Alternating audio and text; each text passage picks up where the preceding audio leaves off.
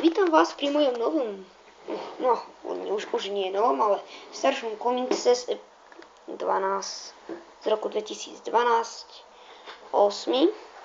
Star Wars magazín Stráta. Obsahuje ako všetky komiksy 3, kde vlastne je to o tejto Jedajke Aayla Securi a o jej majstrovi Qui-Gon Bossovi, ktorý bol tiež kedysi Jedi, ale už ním není. Oni sa vybrali zachrániť ju z prepasti Sarlacca. Ako vidíte, tak Qui-Gon a Secura ho zabijú, ale ich úhlavný nepriateľ je až toto, ktorý sa ich snaží zabiť.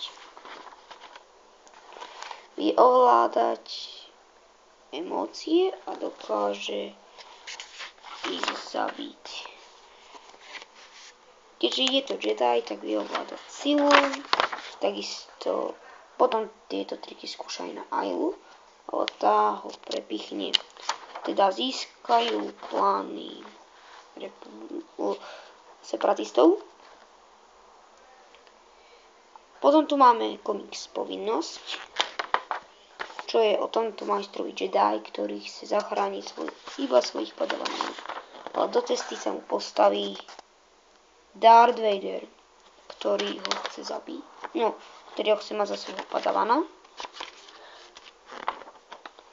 Náš chlapec sa mu nakoniec poddá. Pridám sa k tobie. Ale zaslúbil sa nakoniec temnej strane nadarmo, pretože táto loď,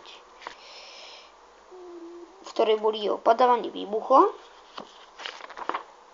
a rozhodol sa, že sa zabije. Potom je tu Božidnová impéria, toto je Interceptor, taký podobný a ja skladám, ale ešte nie je hotový.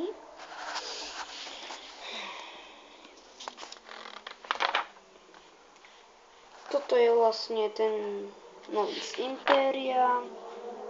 Títo droidi budú v jeho rolách zohrávať hlavnú úlohu. Preto mu tá mechanická ruka tak napuchla, aby sa mohol dostať k nemu. A potom ho zabil a ruku si odsekol.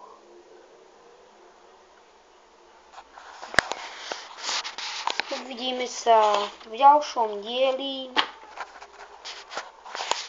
Star Wars, kedy si kúpim, ako som slúbil, do posledného muža 3.